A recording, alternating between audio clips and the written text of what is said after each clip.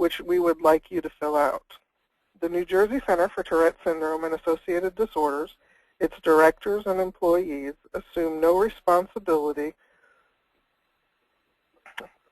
or the accuracy, completeness, objectivity, or usefulness of the information presented on our site. We do not endorse any recommendation or opinion made by any member or physician, nor do we advocate any treatment. You are responsible for your own medical decisions. Now, I'm going to turn over the introductions of our speaker to Martha Butterfield, the Program Coordinator of NJCTS. Marty? Thank you, Kelly, and good evening, everybody. Before I begin my introduction of tonight's presenter, I would like to call your attention to the slide on your screen promoting our Tim Howard raffle. Tim is a soccer superstar. He's the goalie for England's Everton Football Club. But more than that, he's a great friend to our organization, a Jersey guy who also has Tourette, and he has generously agreed to let us raffle him off. The prize is 2 round-trip tickets from Newark to England, tickets to an Everton home game, and dinner with Tim Howard. For you soccer fans out there, this is a really, really cool prize.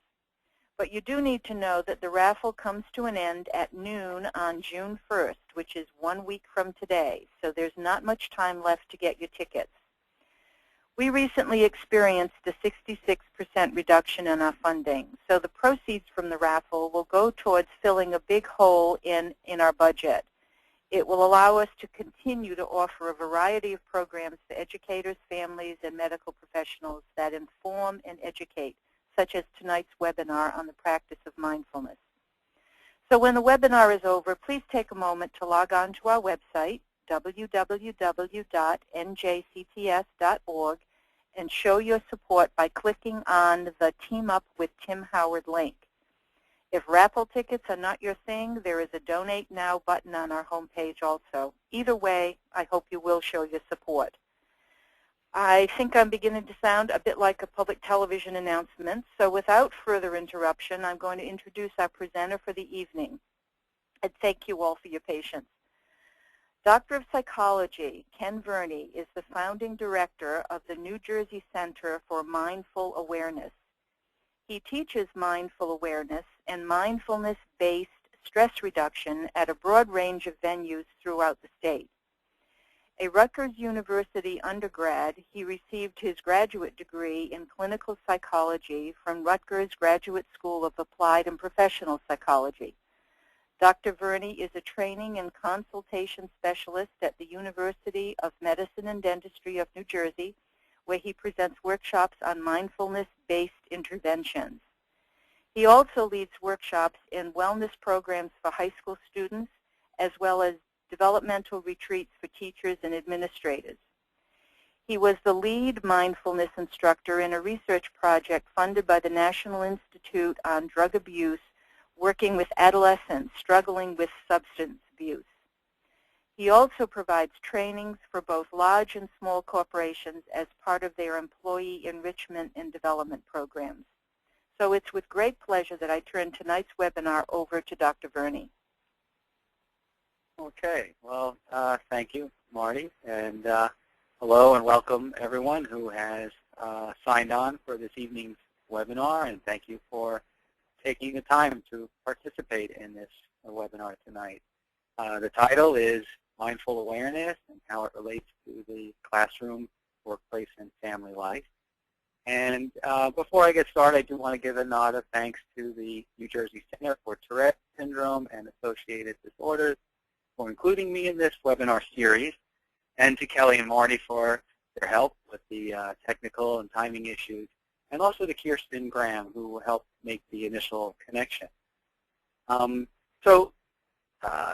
This first screen here, I will be using a fair amount of images tonight to bring out the material in what I hope will be a meaningful way. And this image represents my intentions for this evening, in that I'm hoping that participating in this webinar will perhaps generate some seeds of interest or curiosity in mindfulness practice.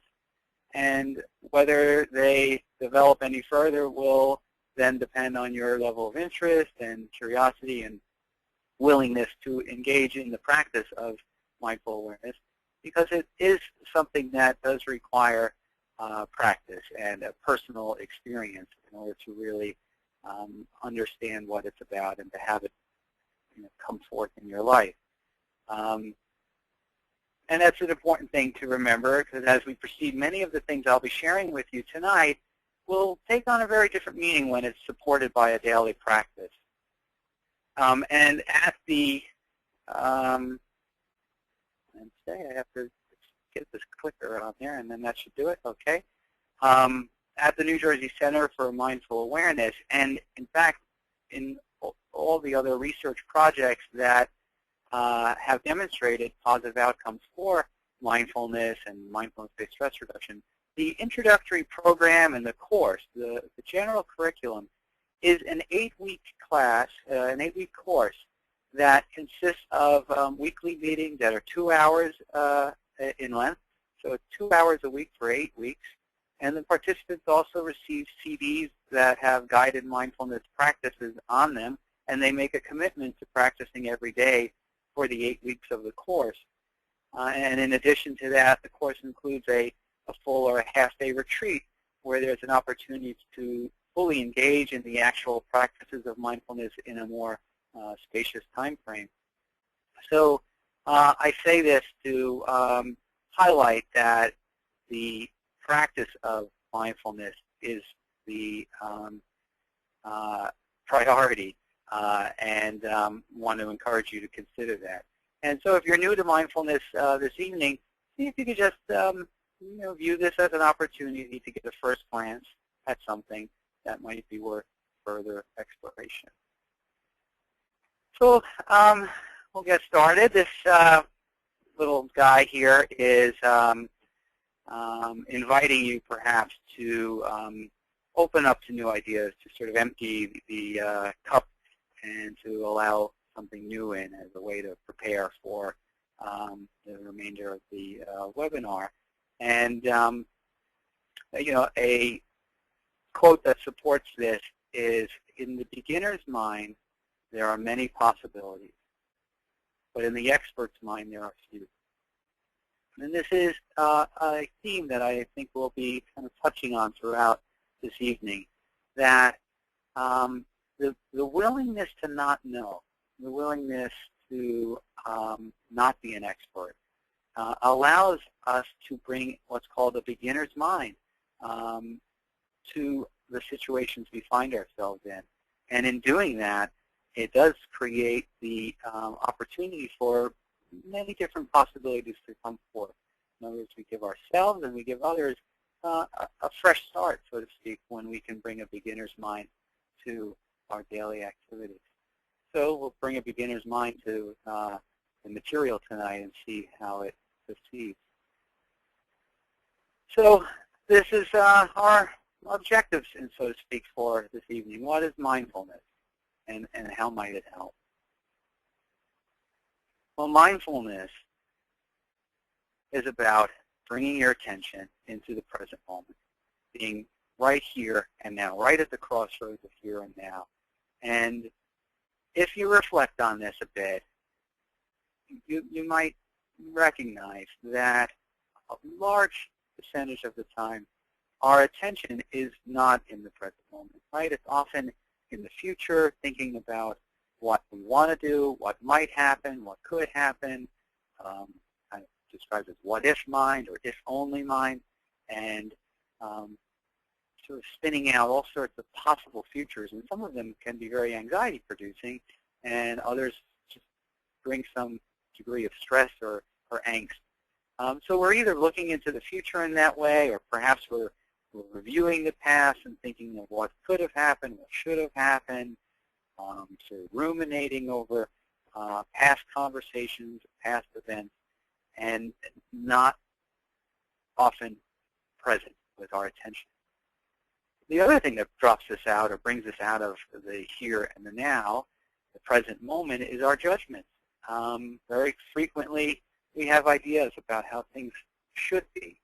And, even as simple as it could be warmer, it could be colder, this, chicken is wonderful, but boy, if it had a little sauce, it would be even better. We just always kind of working with what's there and we're trying to sort of adjust it or adapt it or change it, as opposed to turning towards it for what it is in that moment and working in that way. So there are these large chunks of time, right, in the future or in the past, and the present moment often gets lost. It often gets sort of squeezed between these two bookends of future-oriented thinking and past-oriented thinking. And so that's what mindfulness is. Mindfulness is about bringing our attention to the present moment, right here and now. So it's a practice of directing and redirecting non-judgmental attention to the present moment. And we'll be working with this definition over the next number of slides. So just to begin to take that in. Now, as oftentimes they say in raffles and casinos, that you must be present to win. And the present moment is, again, the only place that we are actually, in fact, alive is in the present moment, right? We're not really alive in the future or the past. If you're interested in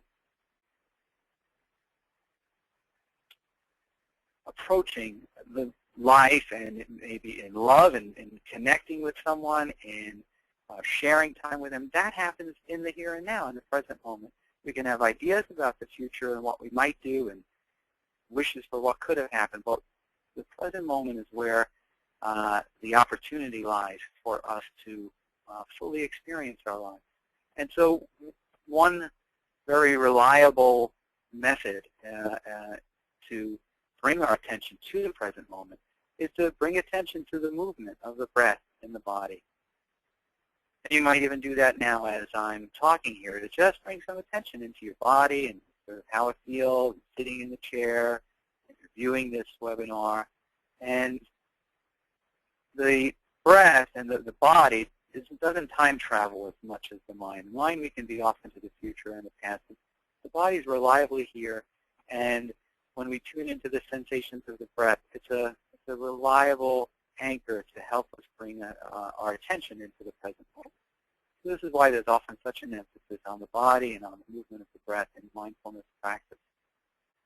The other thing that it helps with is that by doing that, mindfulness brings us into contact with our direct experience as compared to our story of things. And that's another important thing that we'll do, building on throughout the evening.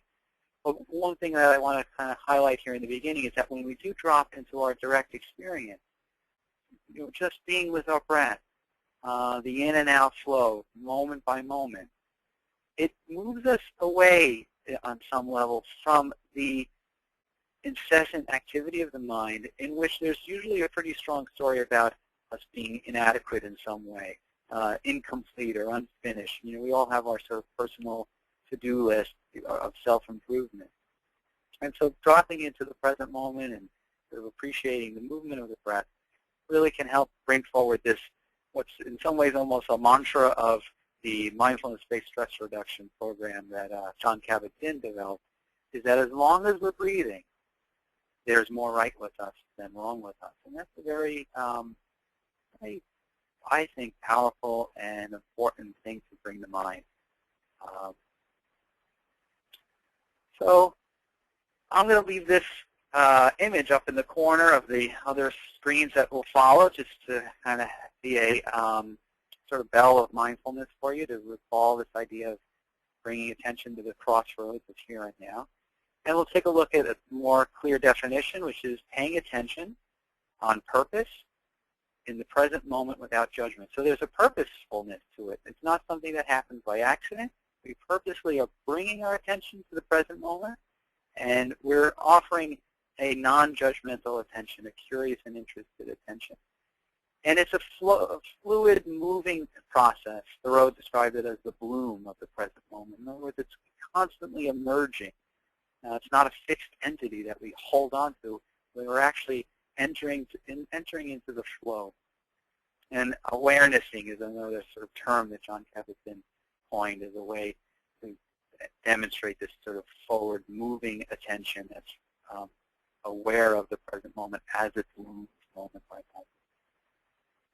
Another important piece of the definition is to understand that in some ways it could just as easily have been called heartfulness.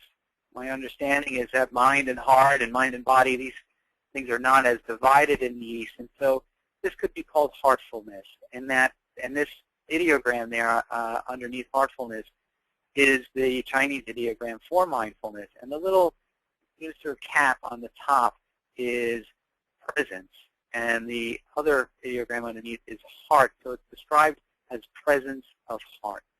It's a helpful thing to remember with regards to the non-judging aspect, that there's really a compassionate attention, an accepting attention, curious and open. And when we do that, it helps often restore an appreciation of ourselves as human beings as opposed to human doing.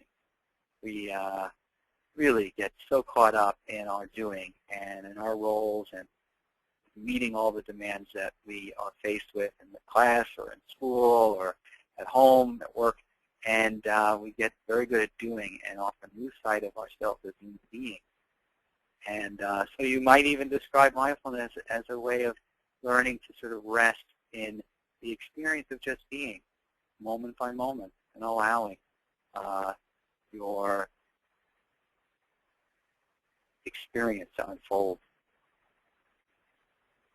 So it helps to take a look at what it isn't, and as a way of defining it. It's not about, obviously, it's the opposite of being on autopilot, and it's really showing up for what's happening. And an example that I often draw on is driving a car. We drive from work to home, and we pull into the driveway. We have oftentimes no clue as to what happened while we were on our journey. So we go on autopilot, and yet at the same time we were in fact aware of what was going on, and we could see the road and see if someone was coming out in front of us. But that present-centered attention was in the background, and what comes into the foreground is the sort of busyness of the mind and the to-do list and maybe rehearsing things, and the present-centered awareness gets sort of overshadowed.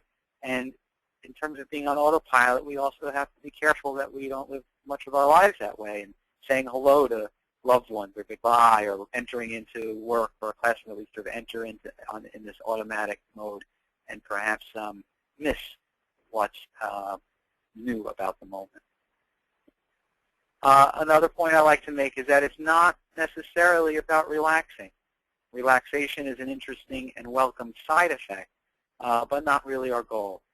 It's also not about emptying our minds or stopping thinking. Oftentimes I hear that I tried to meditate, but I can't get my thoughts to stop. Or it's in the nature of the mind to wander. The brain secretes thoughts, and just the way the liver secretes enzymes. It's a process. It happens, and what we're doing is we're generating more awareness and a greater sense of spaciousness, so that we're not just the thought, that there's something else, and we can then gain a little bit more of a vantage point to view our thinking and make some decisions on some level.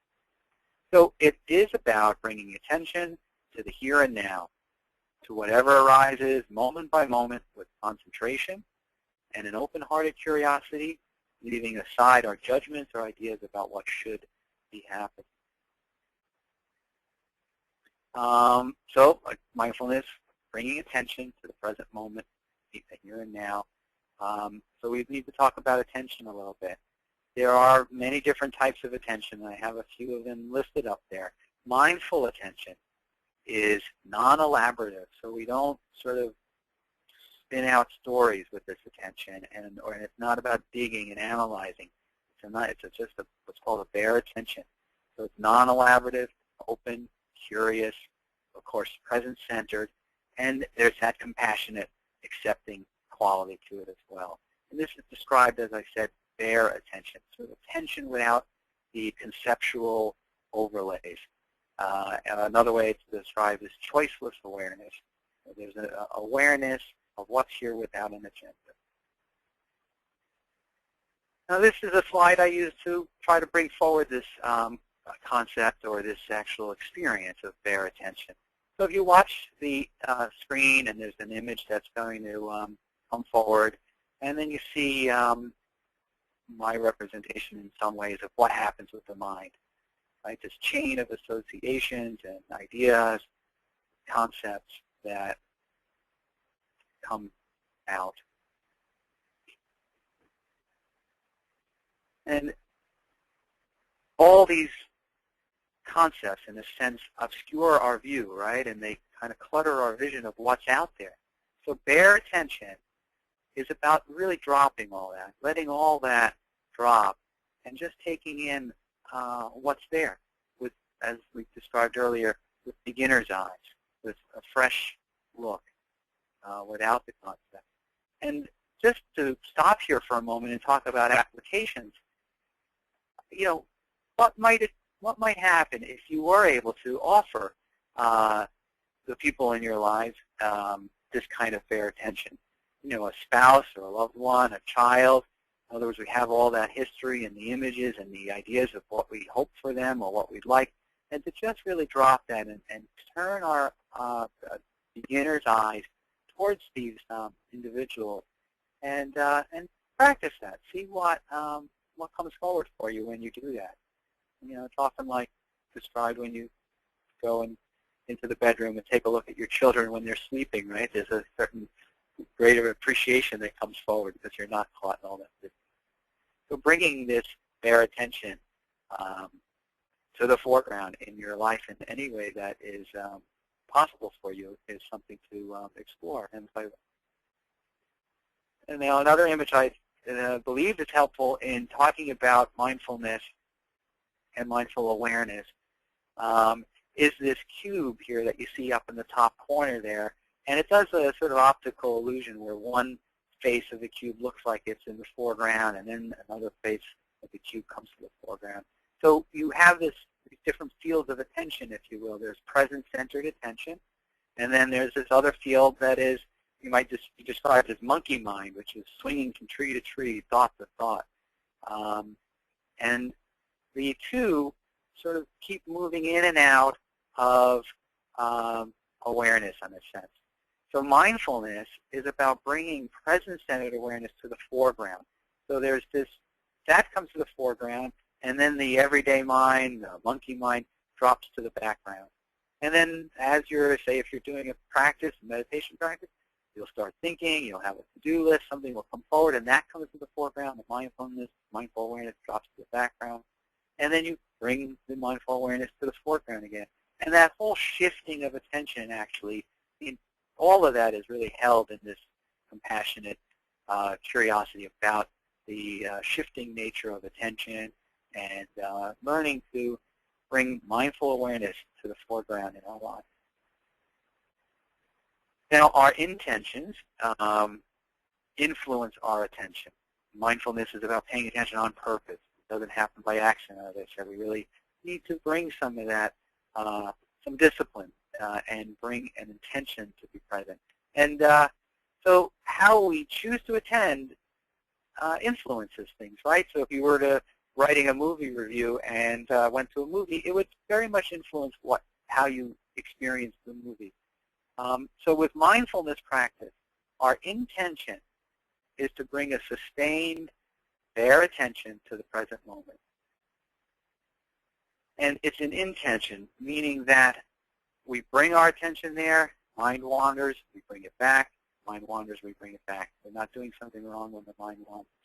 So we support this intention by sitting in a way that promotes wakefulness and a body's dignity. We sit up straight, we don't fall asleep and that kind of thing. Daydream too much sort of helps, our posture helps us. We bring attention to the natural in and out flow of the breath. And when our minds wander, we gently bring it back to the breath.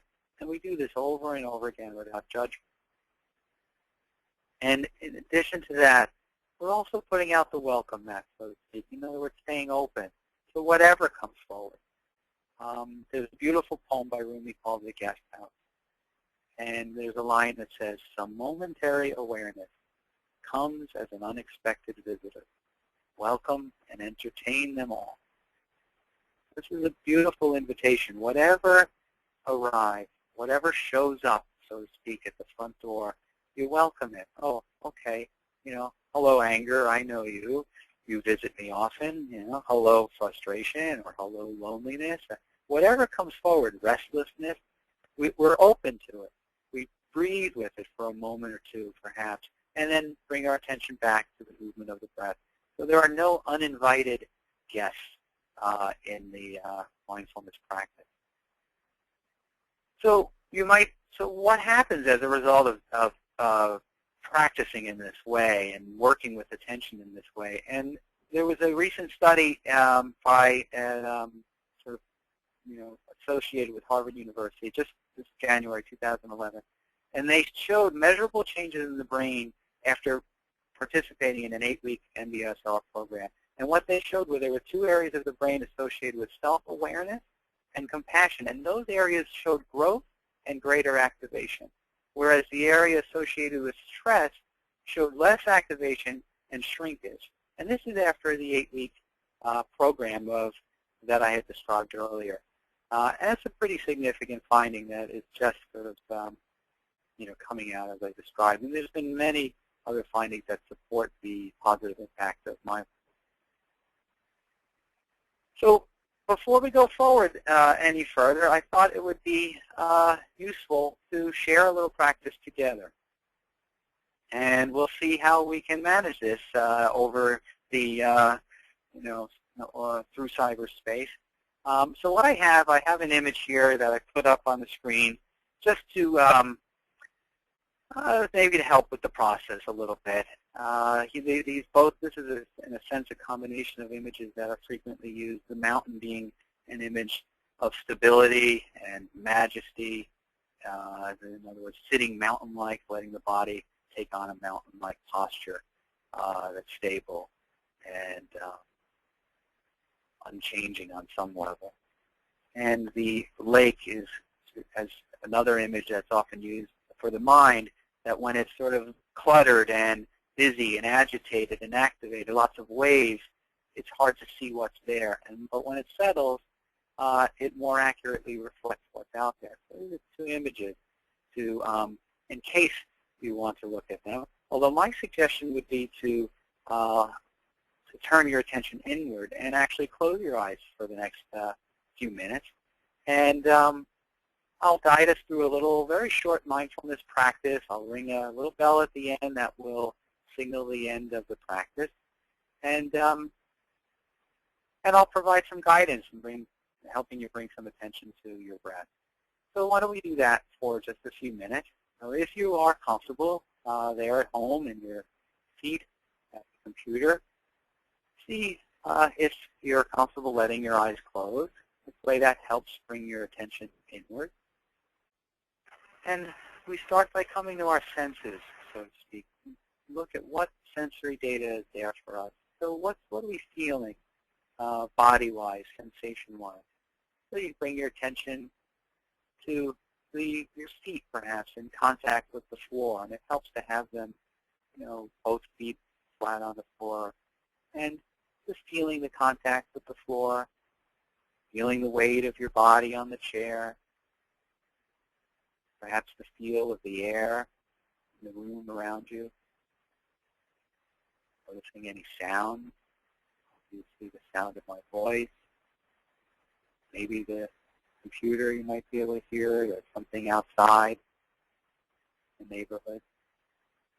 And so you tune into what's felt in the body, what you're hearing, and also noticing the physical experience, the sensations of the breath as the breath moves in and out of the body.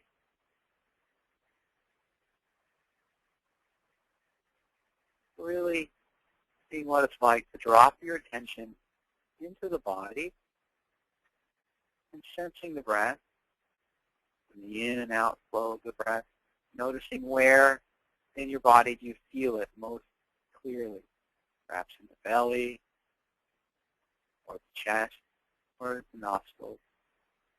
But somewhere there's some sensation as the breath comes in and as the breath goes out. So bringing your attention there, this curious, compassionate attention, following the in and out flow of the breath.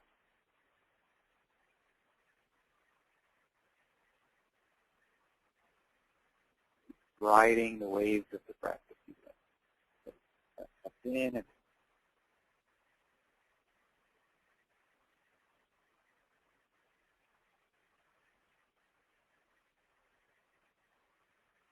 when the mind wanders or you get caught by some thought or judging, maybe you start thinking about how this might be helpful or who you could tell about this or something. You see if you can just note that as activity of the mind, as mental activity, thinking.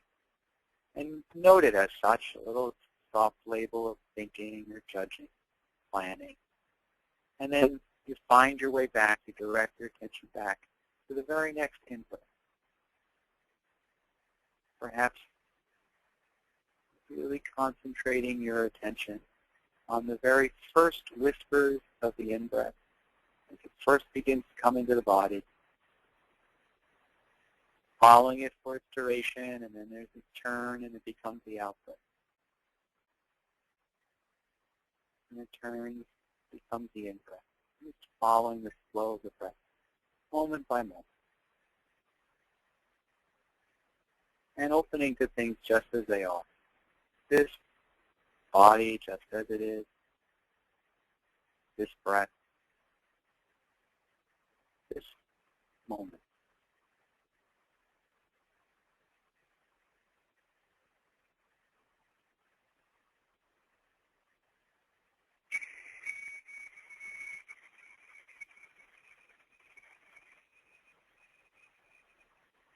So thank you for sharing the practice with me and working with that a little bit. And so one of the ways to summarize perhaps what that kind of practice is about are these two questions that we bring forward. And what's here now? Right? The breath is here. Okay, so what's here now? Something else comes forward. What's here now? And can I be the space for this? Right? So again, this idea that there are no uninvited guests. So whatever comes forward, perhaps for you in those few moments, a lot of restlessness came forward, or the mind was very active and it was hard to feel the connection with the body or the breath as I was suggesting. And so in that moment, you might just then say, okay, so there's a lot of thinking or restlessness. Can I allow this? Can I make space for it? Bring attention to that. So what we did was what's called a formal practice. There's a clear beginning and a clear end.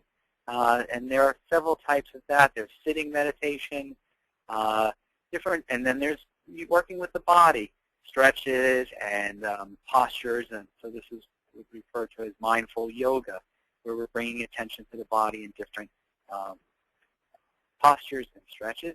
And also walking, mindful walking, where it's a very clear beginning and an end, and we're not on our way somewhere. We might just be walking 5, 10 steps, stopping, turning around, walking 5 steps more.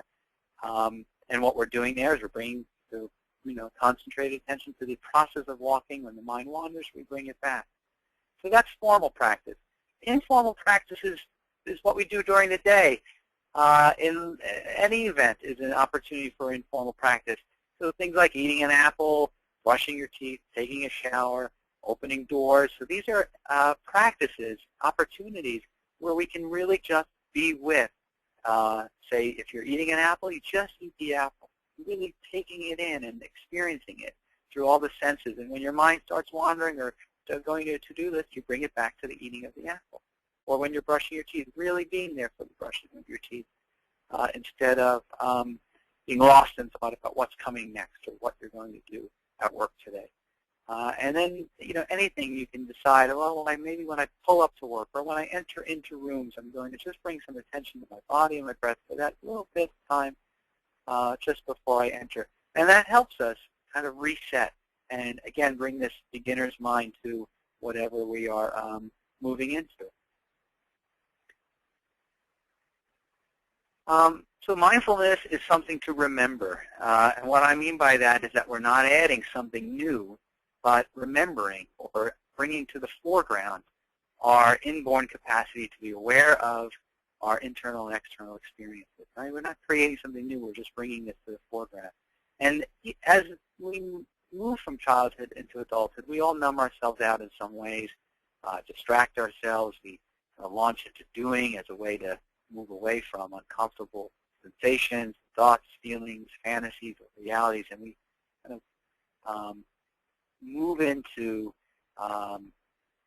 away from sort of present-centered awareness and get caught in what you might say are small versions of ourselves, and then we then lose connection or hesitate to explore our potential to the fullest.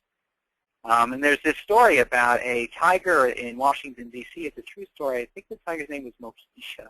And initially it was held in a 12 by 12 pen. And it just started pacing. He started just pacing back and forth 12 feet. And then eventually some environmentalists and naturalists got together and said, this tiger needs a more natural environment, a larger space. And they did create a preserve where there were these rolling hills and some ponds. And with much fanfare, they transported Mohisha to this new environment. And what do you think Mohisha did?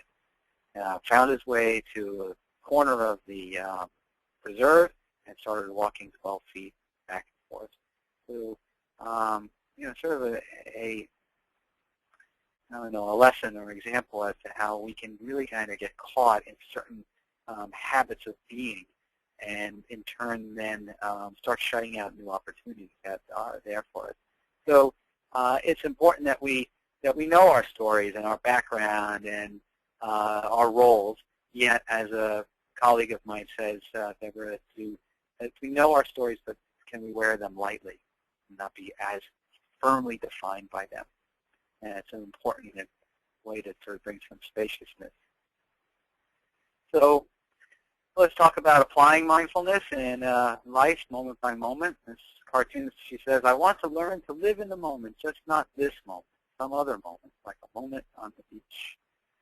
So she's experiencing some stress, and then the mom in front of her is as well, because her child's kind of carrying on here.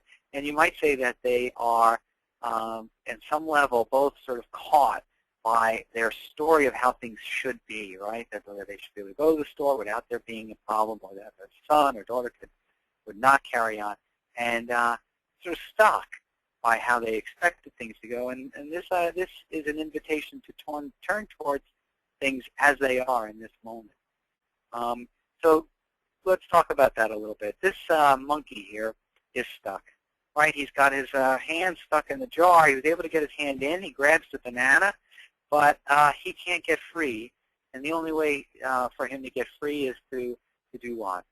To let go, right? So he needs to let go of the banana, and then he's free. So my question that I want to invite you to think about and to ask yourself on a daily basis is, what are your bananas? Right? What do you get stuck? What do you wind up holding on to sometimes so desperately that it causes stress, or causes maybe some reactivity, or keeps you stuck?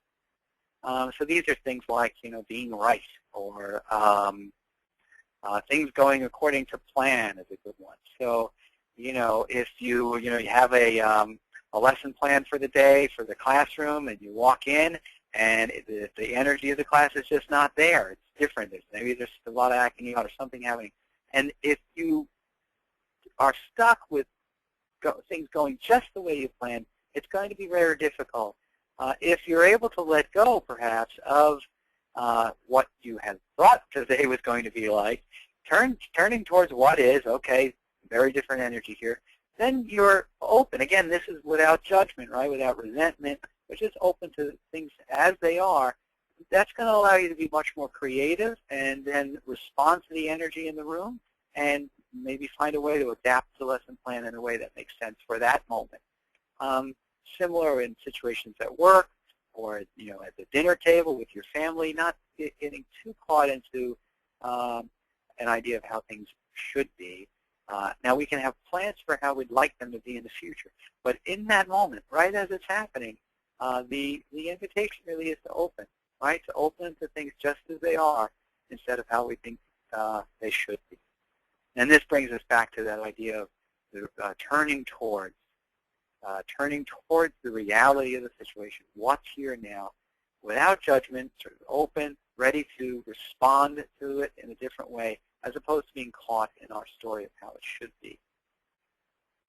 So I have a couple of other slides to kind of bring forth different ideas about how to use this in a moment-by-moment basis. And again, a lot of this draws on that personal experience of mindfulness practice on a daily basis that can help you really support this.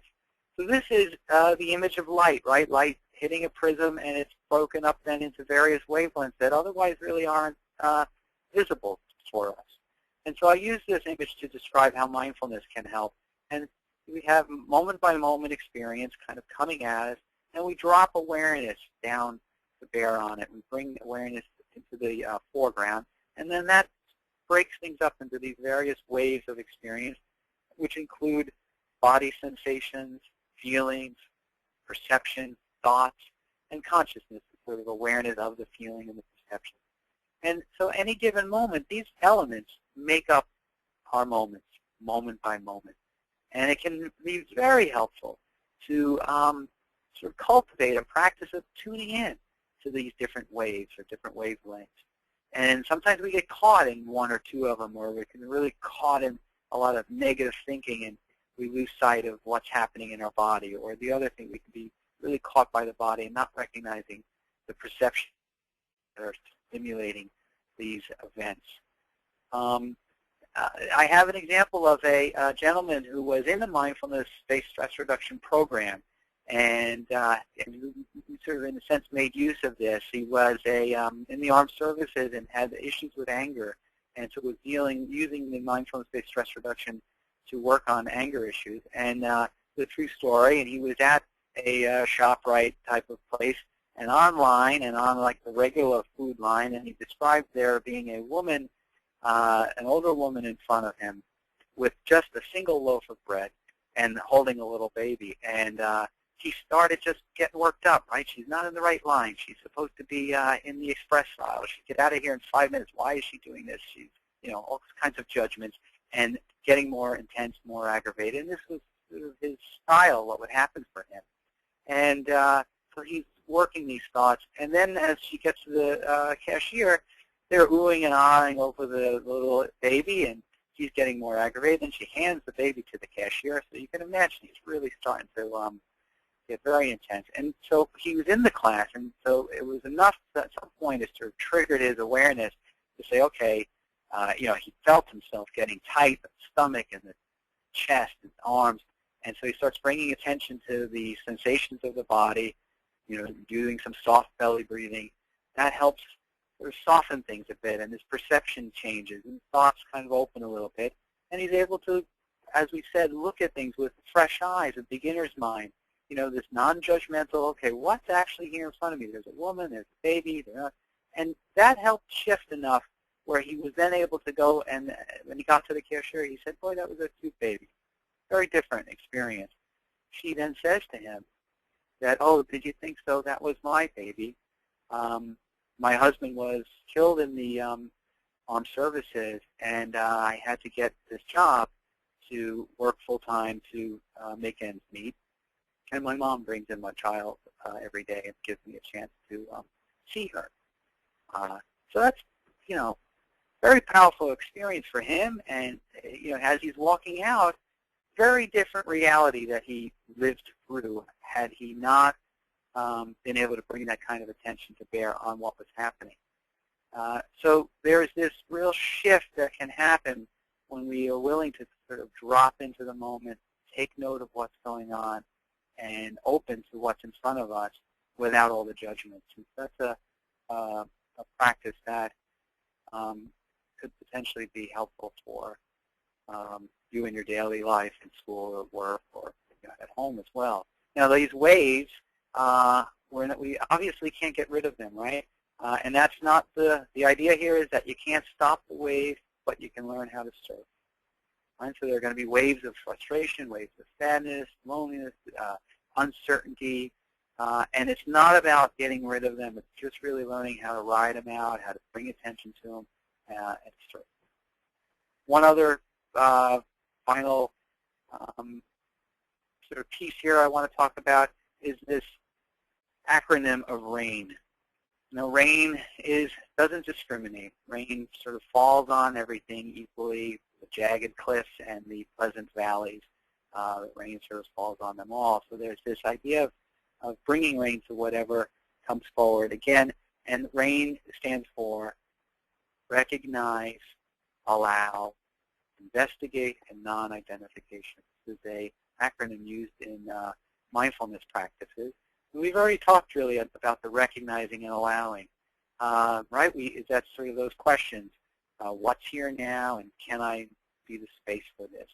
Noticing, what's arising, recognizing and allowing, and recognizing and allowing. And by offering that sort of non-judgmental attention, that allows us to actually stay present with it longer, and perhaps even get closer to it or more intimate with it, if you will, and offer it this compassionate attention. And perhaps we are able then to learn something about ourselves that we might not have learned if we were to push these unwanted aspects out of awareness so quickly. When we get into a place, well, that's not me. I can't have that idea, thought, feeling, etc. When we allow it to be there, it offers new opportunities. And the non-identification is about not being defined by any one thought or feeling that is arising, recognizing that everything is changing and impermanent, and that any one moment or particular thought or feeling doesn't have to define who we are. So basically, with mindfulness, we're cultivating a habit of responding instead of reacting. And this is a definition from Mindful Schools that you see here. It says, without mindfulness, there's stimulus and reaction. Stimulus, reaction, sort of like the knee-jerk reaction that occurs. With mindfulness, there's a stimulus. We bring that mindful attention to it, compassionate, non-judging. We're able to view what's there and then respond. And that helps us move from impulsive reactions to more skillful responses. And you might say we're breathing spaciousness into our moments in that manner. There's this quote by Viktor Frankl that I like to draw on. It says, between stimulus and response, there's a space. So there's always a space. Between stimulus and response, there's a space. In that space is our power to choose our response. And in our response lies our growth and our freedom. Very powerful invitation to reflect on. So to summarize around the mindfulness practice, you have at the top of the triangle there's the focus of attention on the breath. Attention wanders from the breath. You acknowledge where it went, no judging, just okay, there it went, what's the thinking? Come back, redirect the attention to the breath. And this happens over and over again as we sit, and this is happening all within this sort of larger spaciousness of an open orientation to experience. Putting out the welcome mat, whatever comes forward, we're interested, and we're sort of bringing that intention forward right at the crossroads of here and now, moment by moment. And in a sense, really practicing, right? Building it what you might call a mental muscle of present-centered awareness. And there are, in fact, changes in the brain going on, as you saw in the earlier slide. So we have the ABCs of mindfulness, the summary here. ABCs, attention, balance, and compassion. The attention is that beginner's mind. The bare attention, balance, trying to move into times of being as related as compared to doing. And then this compassionate heartfulness, bringing that sort of heartful attention to our moment. And in practicing mindful awareness, it helps create a greater spaciousness in our relationship to our mind. And what I mean by that is not getting caught, as I've described in our stories, in a small version of who we are, that there's so much more that lies beneath the surface, perhaps, and that when we open and without the judging, it sort of allows for more spaciousness, and then more wisdom and creativity can come to the surface, and we find ourselves responding very creatively to a situation as compared to, holding onto that banana and being caught. Now, I do apologize for having an image of an iceberg as right next to an image of a cruise ship. But this is my last slide for you, and next to last one. And it's about the journey of mindfulness, and just an invitation or a reminder that it's really, we're talking about small adjustments, that little small adjustments now can really bring you to a very different place later. When you're steering your cruise ship, a little bit of a turn into 1 degree to the left or right really changes the course for you. And so bringing mindfulness, mindful awareness into your life in little small ways can be a start for something more. And so there are these resources, and I just wanted to highlight the website in the middle there. There's an online community called Mindfulness Together. There's lots of resources for introducing mindfulness practices to children, and it has subgroups for parents, professionals, researchers. I started something called Mindfulness in New Jersey. It's a subgroup, so you can find out some more information there. So I do hope you enjoy your journey, and may your moments be peaceful. And thank you very much for your attention tonight. I hope it was helpful, and for those of you who are here tonight, and for those of you who view it later as an archived webinar. So thank you. Well, thank you very much. That was wonderful. And so I'm going to launch right into questions, okay? Sure. Are you with me? All right. Yes, I'm here. And there were a number of questions having to do with simple ways of practicing. And in particular, I'd like to kind of pair that with a specific question. And the question was posed about, you know, how do you handle, like, you know, you arrive at your job and the stress just starts to really build. And I think that happens for a lot of people. So could you talk a little bit about simple ways that you could practice mindfulness given that particular kind of scenario? Because I think that's pretty universal. Yeah, sure. Yeah, it's very challenging to not get caught in the energy of others, and so that's why it does require some effort. And you know, there are you know, so some of it, you know, you can bring attention, you know, when you pull up to work, to stop. You know, I guess one of the helpful things is to be pay attention to the degree of dizziness that we bring forward, that we have control over, right? So if you pull up to work and you're jumping out of work, you know, a second after the car closes, you know, shuts off, you know, and then you're blasting into work, you're already kind of got yourself very activated. So sometimes it can be very helpful to, when you pull into work, to stop, turn the car off, and what would it be like to just take 1 or 2 breaths, right? Just bring attention to the body, the breath. Okay, I'm here now.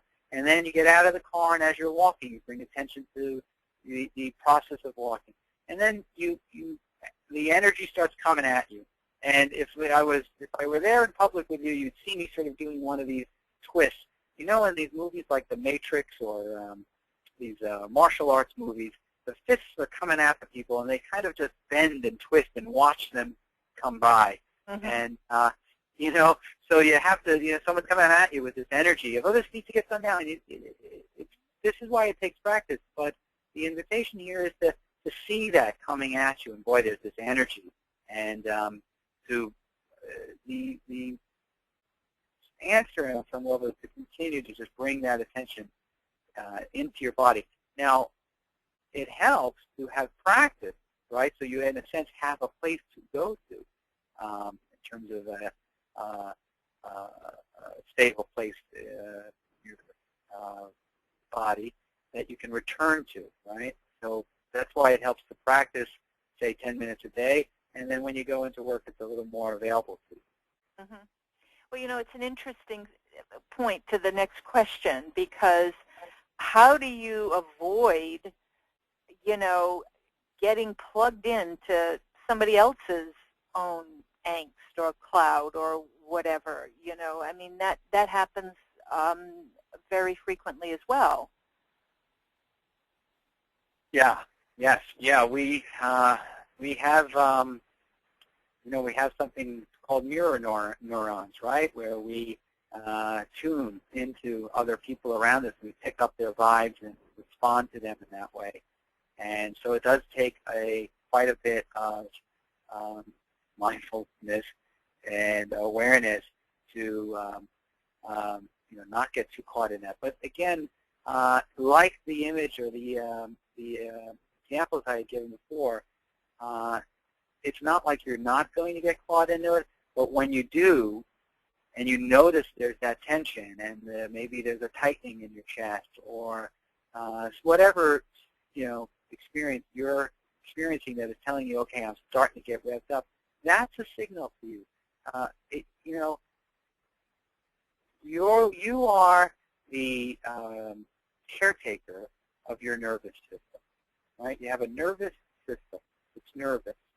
And so it's going to get reactive to things. And so, unfortunately, you have one more person to take care of, and that's yourself. And actually, that should come first, hopefully, in a way, because that helps you take care of others better. And so when you notice that, it really is to your own benefit to bring some attention to that, and to maybe take a few softer breaths, bringing attention to the movement of the breath in a way that helps bring you back into your body. The other thing, though, in the course, we also talk about learning how to say no, and asserting yourself, and then in asserting yourself, then working with the wave of what? Maybe guilt or anxiety that comes forward when you do set a limit with somebody.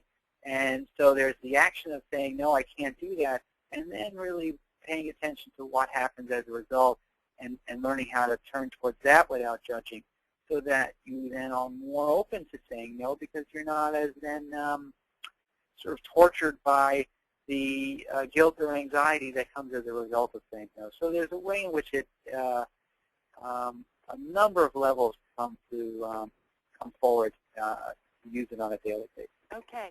I have a question about Sure. a 12-year-old boy with TS, ADHD, OCD, and the mom is interested in trying to work with him on how to help him be mindful and to practice mindfulness. And when it comes to like homework, for example, how do you get him from feeling overwhelmed and just be able to concentrate on one task or one worksheet at a time? Are there any suggestions there that would be useful? Sure. Boy, what a challenging question. Yes. Challenging situation.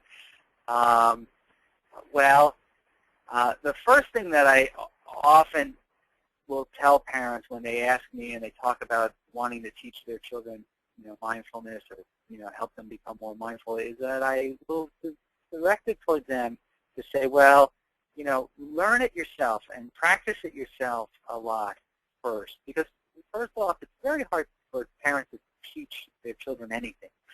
At a certain age, there's just so much resistance, and I haven't said an intelligent thing to my children in a long time.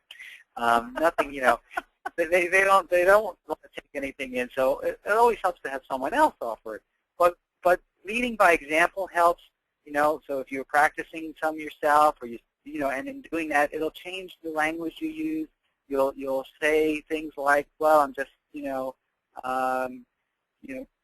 taking a moment here for myself, or I'm taking a time out right now because I need some time to sort of gather my thoughts, to sort of settle my my mind right now is very active and busy, and I can't really focus, and it helps me to breathe, and that helps settle my thoughts down, and then I'm able to focus more. So you're talking about what you're doing for yourself, and then it's up to them whether they want to take that in or not.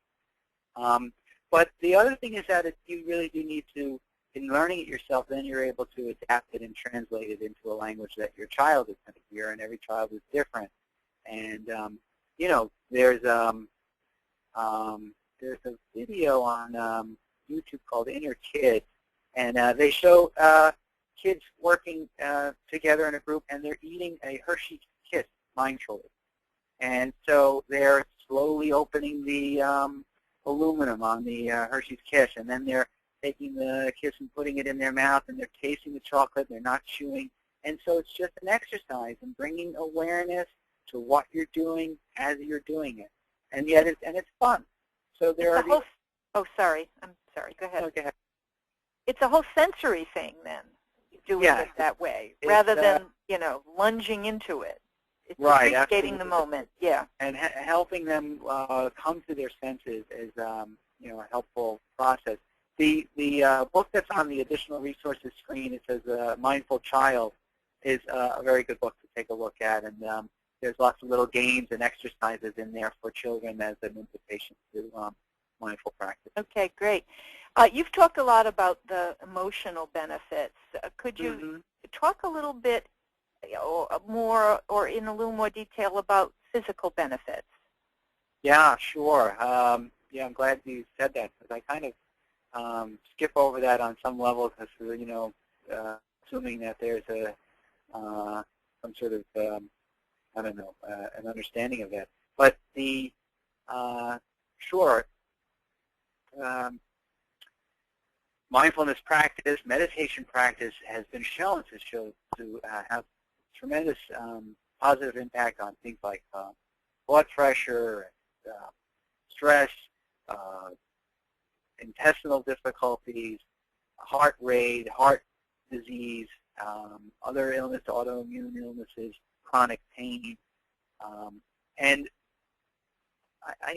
this is my sort of my take on it, although I believe it's supported by some research as well, is that I was talking a lot about the stories versus the direct experience. And so when we are caught in all these stories, it's very much like when you go to a movie and there's that sort of, the dramatic music going, and, you get activated and you get stressed out by the story that's playing out on the movie screen. And yet it's not real. And that's the same thing for us. We spin out all these various stories that have an emotional and a stress correlate to them. And so we wind up on yellow alert all the time. And so we wind up walking around in a state of chronic stress without realizing it. Not acute stress, not panic, but a low level of arousal that is actually keeping these, hormones like adrenaline and cortisol in our system that eventually does damage and influences our physical well-being. So finding a way to move into the present moment, to turn toward things with that compassionate attention, and breathing. The breath is a tremendous ally in well-being. Diaphragmatic breathing, breathing into the belly, it elicits what's called the relaxation response, and that helps the body really return to a homeostasis, the sort of baseline, and then, of course, we get activated again, and we can bring ourselves back to baseline. And it's that chronic level of stress that ultimately kind of wears us down and exhausts us and can lead to physical difficulties as well. All right, thanks. I think we have time for one more, and okay. I would like you to talk a little bit about how you see this in benefiting a work situation for team building, for example, and like how, could you address that a little bit in terms of a business environment? Yeah.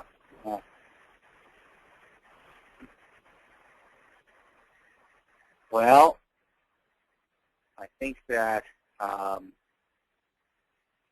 it comes back perhaps to that iceberg image that I had towards the end there, that when we can get, as a corporation, as individuals, as a team, we get kind of caught in a certain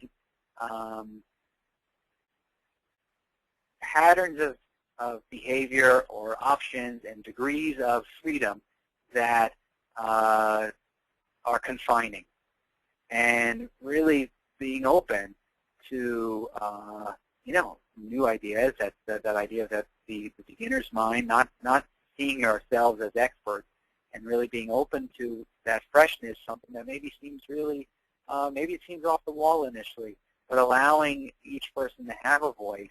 And again, with that non-judging awareness, I mean, this is what kind of creative, think tanks are all about. there's no judging. There's just this sort of opening and sort of free association of ideas. And from that, sometimes something really comes forward. So it's, as a leader, as a boss, it's very helpful to create an environment in which there's that sort of open invitation for ideas as sort of in a flat hierarchy, so that ideas don't have to go up through the channel, but any person in the organization can bring forward something. And that can really create the opportunity for a quite different scenario and for a really an enriched workplace.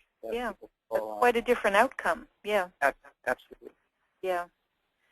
Well, I'm going to wrap it up here. We've gone a little over, Okay. but thank you very much. I found it to be really helpful and enlightening, so I really appreciate the workshop. Thank you. Okay. Yes, well, thank you. Thank you all for joining our webinar on mindful awareness. There is an exit survey which should show on your screen as you exit. Please fill out the evaluation on the exit survey. The discussion board will be open today. It is open now and is available for the next 7 days on the NJCTS website for any additional questions that were not covered in tonight's presentation. That website is www.njcts.org.